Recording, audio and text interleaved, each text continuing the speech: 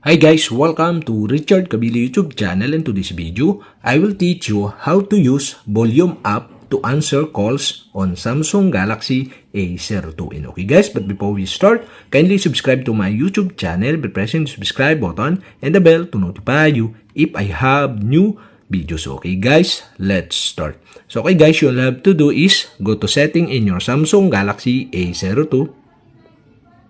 In settings, scroll down and go to accessibility. Here in accessibility, go to interaction and dexterity. In interaction and dexterity, okay, in interaction section, you can see the answering and ending calls. Okay, you'll have to do is tap this.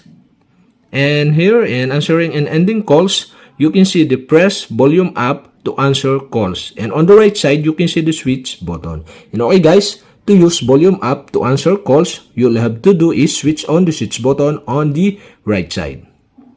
And that's it. Okay, we have successfully used the volume up to answer calls on Samsung Galaxy A02. And okay guys, that's it. And if you have a question, kindly comment below. And don't forget to hit the subscribe button and the bell to notify you if I have new videos. Okay guys, thank you for watching.